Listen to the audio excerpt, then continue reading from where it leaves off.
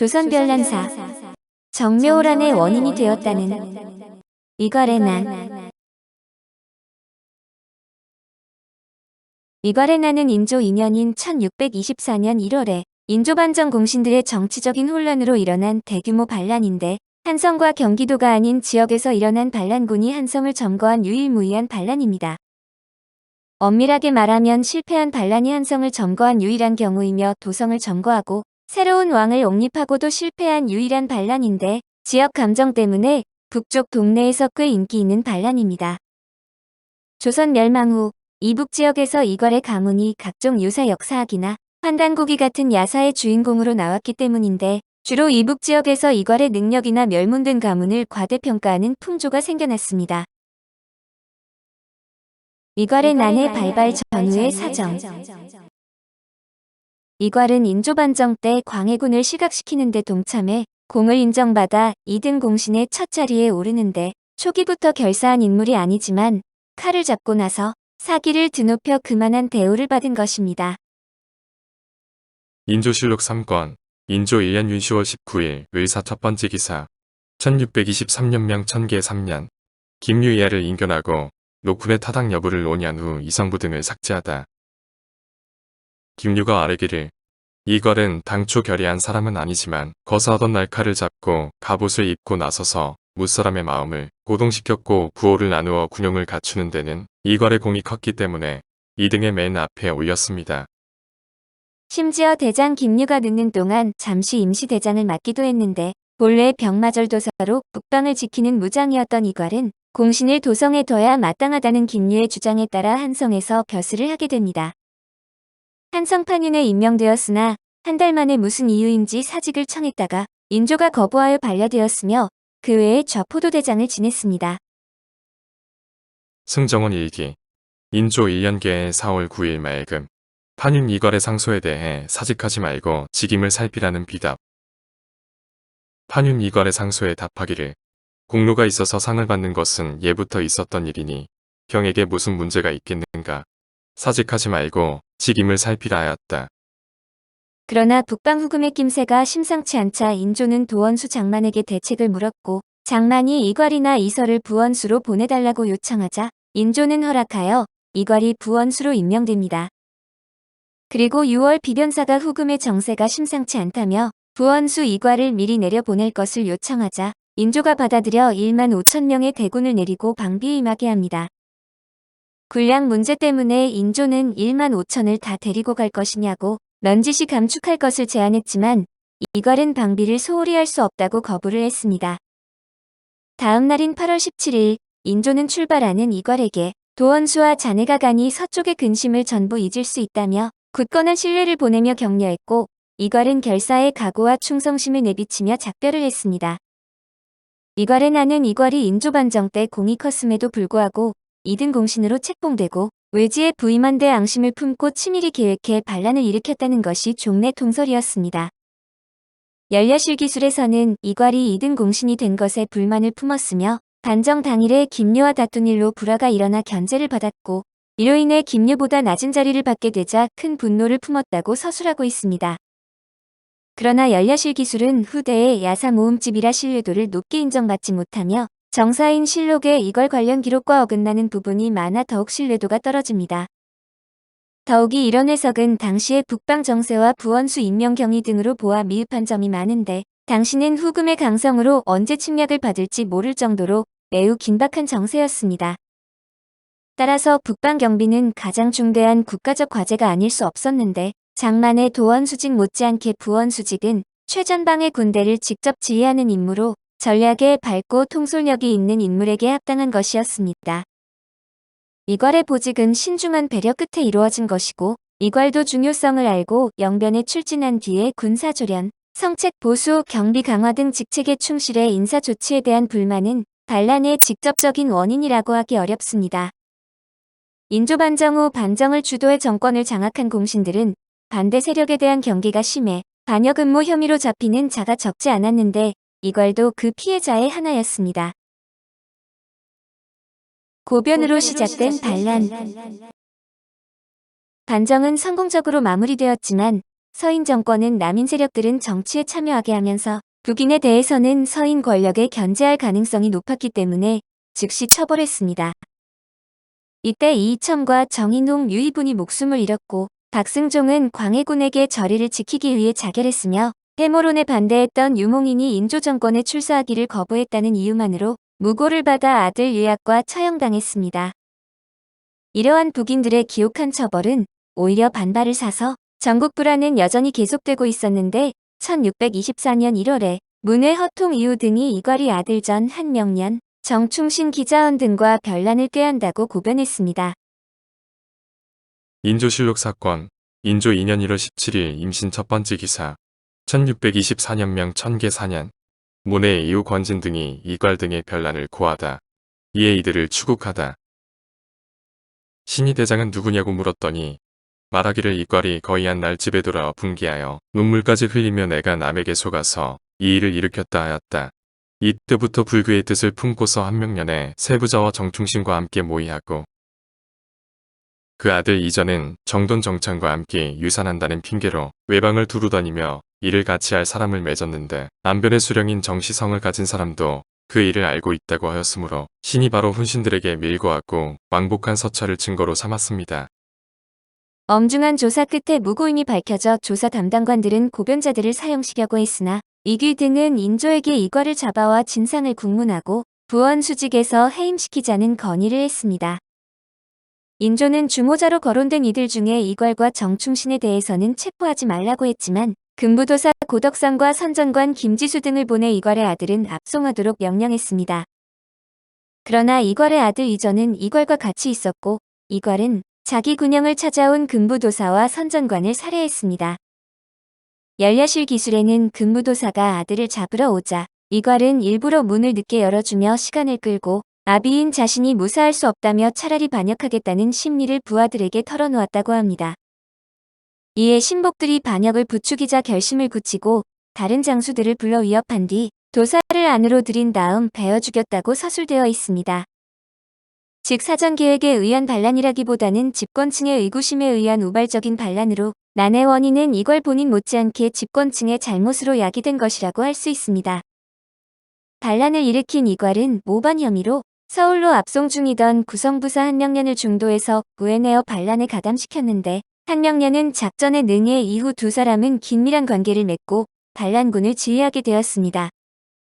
1월 22일 이괄은 항의병 100여 명을 선봉으로 삼고 휘하의 전병력 1만여 명을 이끌고 영변을 출발했는데 도원수 장만이 주둔하는 평양을 피하고 샛길로 곧장 서울을 향해 진군했습니다. 조정에서는 깜짝 놀라 바로 대책을 논의했는데 인조는 이원익을 도체철사로 삼아 반란군을 토벌하게 했습니다. 인조실록 사건, 인조 2년 1월 24일 기묘 네 번째 기사, 1624년명 천계사년, 관서 지방인심의 안정을 위해 이원익을 도체찰사로 임명하다. 대신 추감 및 이기 이서훈련 대장 신경진을 임견하였다. 영상 이원익이 아뢰기를 역적 이괄이 군사를 일으켰으므로 관서의 인심이 동요될 듯 싶으니 진정하는 방책이 없어서는 안 되겠습니다. 신이 전에 감사로 있을 때 조금이나마 돌보아주고 안정시켰으므로 또는 뒤에도 신에 대한 생각을 조금 갖고 있으니 신이 달려가서 역순을 깨우치면 백성의 마음이 꼭 이로 인해 진정될 수 있을 듯합니다. 신이 늙고 병들기는 하였으나 어찌 감히 나라를 위하여 목숨을 아끼겠습니까? 경이 비록 가고자 하나 다만 늙고 병든 것이 안타깝다. 병든 몸을 이끌고 갈 수 있다면 다행이겠다 하였다. 그리고 즉시 탑전해서 도추철서로 제수하였다. 한편 서인 정권은 이괄이 난을 일으키자 이번에도 북인 출신 권신이었던 기자원을 비롯한 북인들과 광해군의 측근 세력들을 또 다시 이괄의 난을 조사한다는 명목하에 붙잡았습니다. 서인 정권은 이번 기회에 북인 세력 자체를 몰살하기 위해 북인의 씨를 말릴 계책을 세웠는데 이괄의 반군에게 전황이 유리하게 돌아가자 김유의 제안을 받아들여 기자원을 사사하고 북인 정치범 37명을 참수했습니다.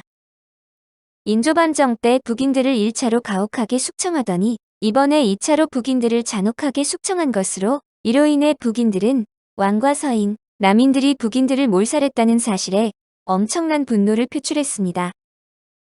반란 초기에는 변변한 전투가 없었는데 이괄이 택한 전략은 빠른 전격전으로 당시 장만은 이괄의 반란 정보를 입수했으나 휘하의 군사가 수천 명에 불과해 이괄의 정예군과 정면으로 싸울 형편이 되지 못했습니다.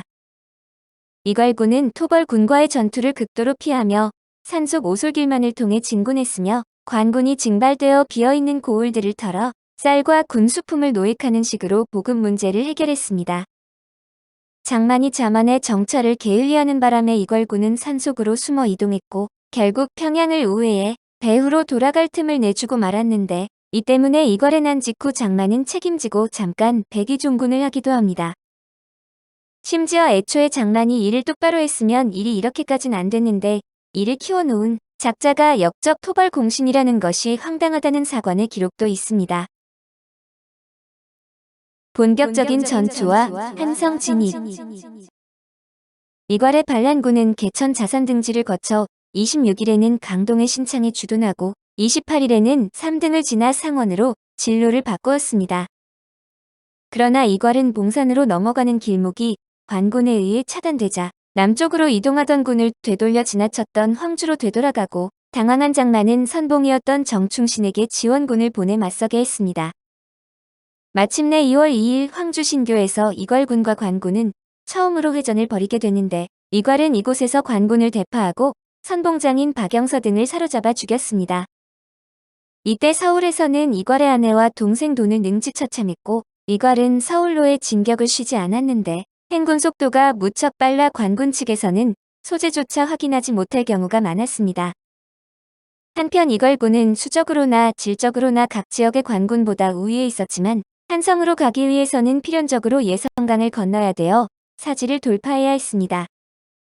때문에 관군은 예성강을 방어선으로 설정해 이중로 등의 방어군이 강을 지키고 정충신의 추격부대와 장만의 관군이 뒤에서 협공을 가해 이괄군을 포위하려는 계획을 세웁니다.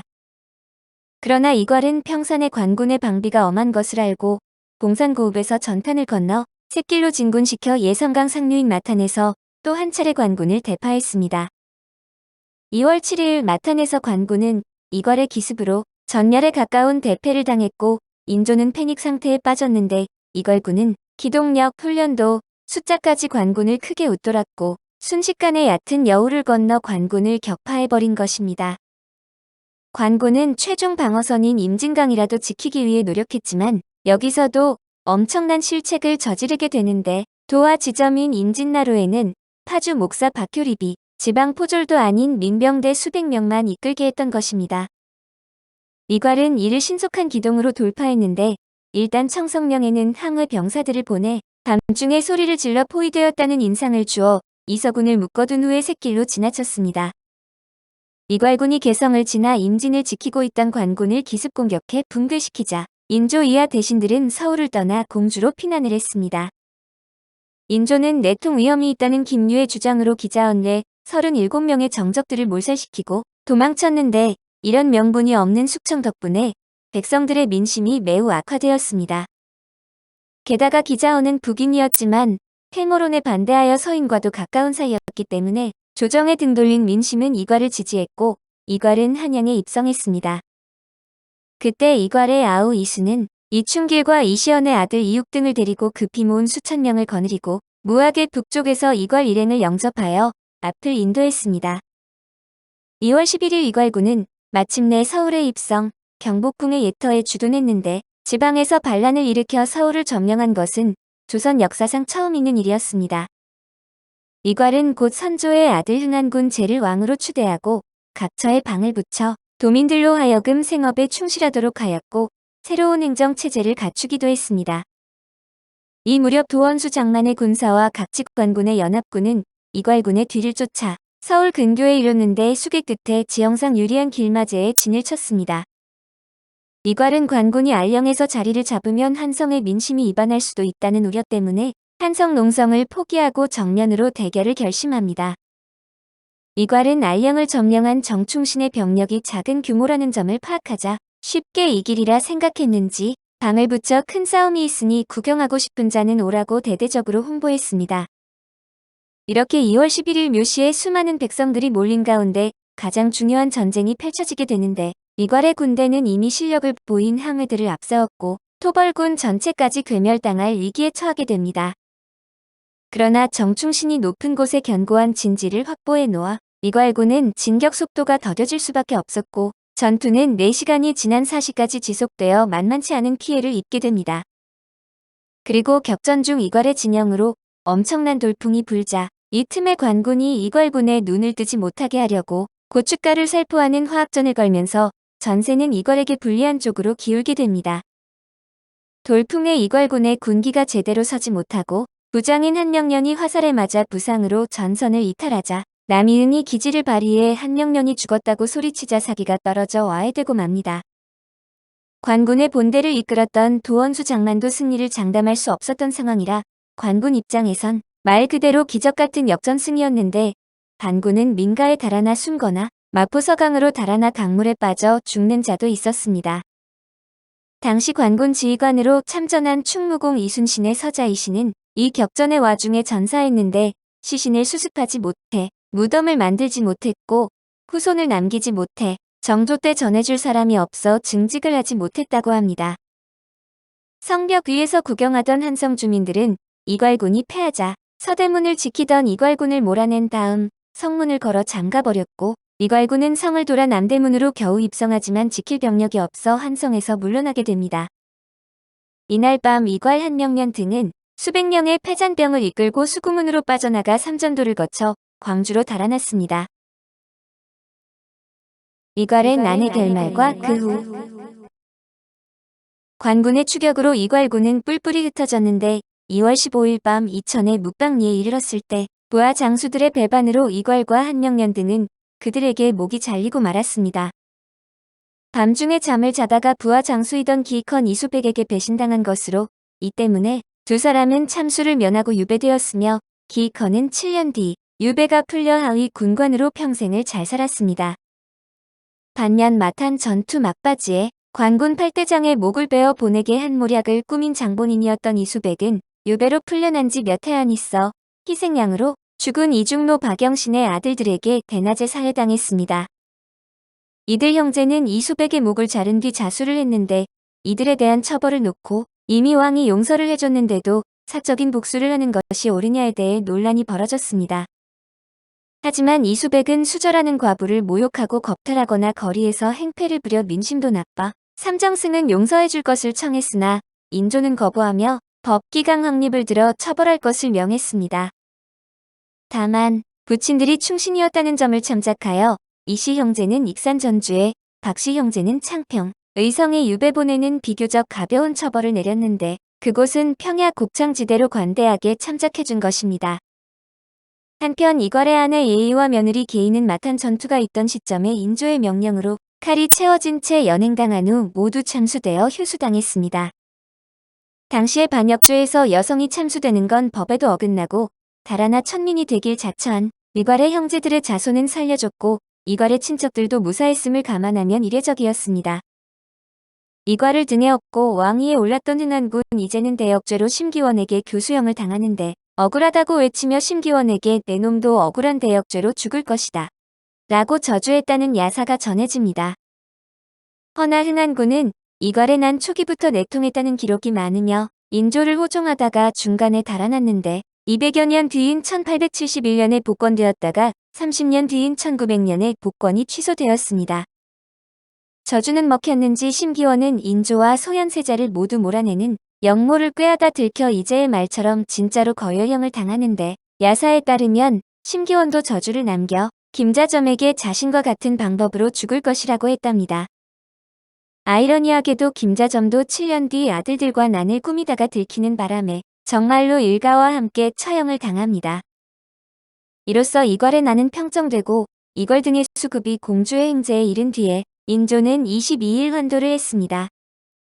인조는 환도를 한 뒤 이괄의 반란 평정에 공을 세운 장만 정충신, 남이응 등 32인을 진무공신으로 포상하고 난의 수습책을 마련했습니다. 그러나 이괄의 난이 당시 국내의 정세에 미친 영향은 적지 않았는데 안으로는 국내의 반란으로 국왕이 서울을 떠난 사태는 처음 있었던 일로 집권층 일반 민중 모두에게 큰 충격을 주었습니다. 이와 동시에 집권층의 사찰 강화 등으로 오랫동안 민심이 안정되지 못하였고 밖으로는 후금의 남침 야욕을 자극시키기도 했습니다. 난이 수습된 이후 한양에서는 장만이 볼만이요, 이괄은 꽹과리라는 유행어가 생겼는데 장만은 볼만했고 이괄은 관군의 꽹과리 소리에 놀라 달아났다는 뜻입니다. 반란이 실패하자 한명년의 아들인 윤등이 후금으로 도망해 국내의 불안한 정세를 알리며 남침을 종용하게 되었던 것으로 이런 움직임은 1627년에 일어난 정묘호란의 원인이 되었습니다. 오늘 조선 별난사는 정묘호란의 원인이 되었다는 이괄의 난이었습니다.